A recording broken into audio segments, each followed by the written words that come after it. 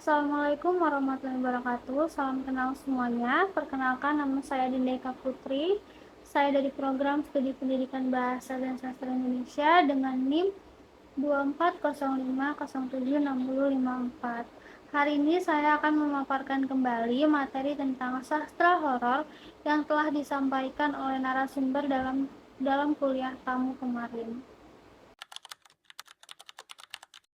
Baik, jadi apa itu sastra horor? Sastra horor adalah genre fiksi yang sengaja dirancang untuk membangkitkan emosi negatif pada pembaca seperti rasa takut, cemas, ngeri, dan teror. Tujuannya bukan hanya sekedar untuk menakut-nakuti, tapi juga menciptakan suasana yang mencekam dan menakutkan. Bahkan membuka kembali memori pengalaman yang mengganggu kita secara emosional. Kalau kita lihat lebih dalam, ada 4 poin sentral yang selalu muncul dalam sastra horor. Yang pertama, ada elemen supranatural atau situasi realistis yang mengandung ancaman.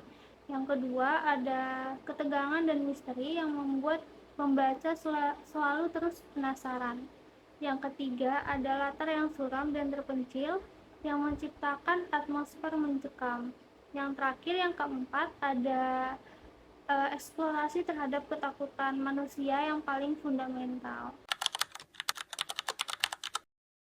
Nah, sekarang kita melihat bagaimana sastra horor ini berkembang dari masa ke masa. Cerita horor ini sebenarnya sudah ada sejak zaman nenek moyang kita. Jauh sebelum ada tulisan, manusia sudah bercerita tentang hantu, monster, dan hal-hal supranatural yang ada di sekitar kita. Kisah rakyat, mitos, dan legenda ini menjadi akar sastra horor modern. Titik balik yang signifikan terjadi pada abad ke-18 dengan munculnya genre yang bernama Gothic. Ini titik awal sastra horor modern dengan kastil bobrok, lorong gelap, rahasia dalam keluarga bangsawan, dan romansa misterius. Semua dirancang untuk memunculkan rasa horor dan ketegangan yang mendalam.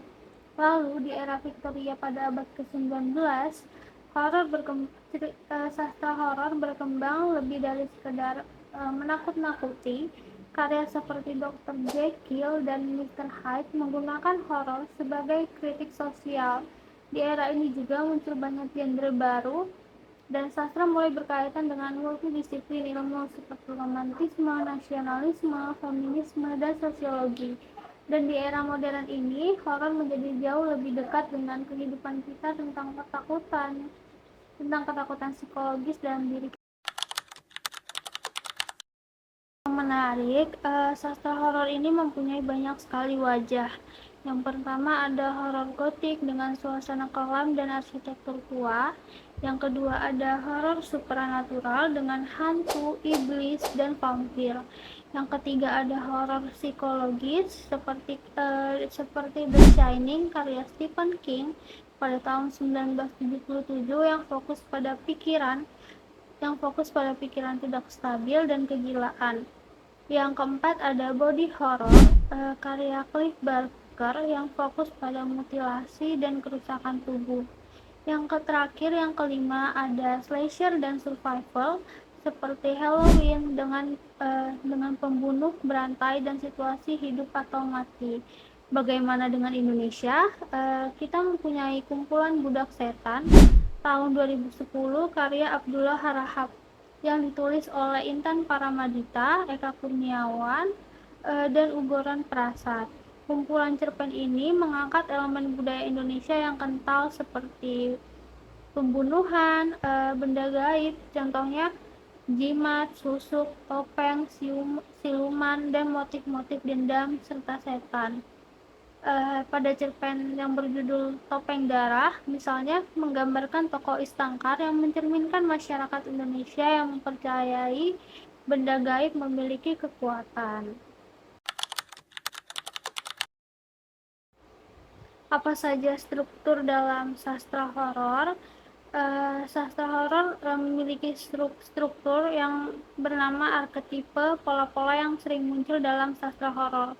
Ada 3 jenis, yaitu arketipe karakter, arketipe situasi, dan arketipe simbol. Dalam arketipe karakter, ada the hero yang menghadapi ancaman, the innocent youth yang tidak tahu apa-apa, dan the trickster, si penipu yang bikin karakter lebih dalam bahaya. Untuk arketipe simbol, daerah sering menjadi simbol kehidupan yang terancam, sementara pohon bisa jadi simbol perlindungan dan tempat ancaman bersembunyi. Mengapa kita suka membaca horor? Tentu ada alasan psikologisnya. Yang pertama ada pelepasan adrenalin, kita menikmati rasa takut dalam lingkungan yang aman. Yang kedua ada katarsis emosional, kita melepaskan ketegangan hidup nyata lewat fiksi. Yang ketiga, kita bisa mengeksplorasi sisi gelap seperti kematian dan tabu.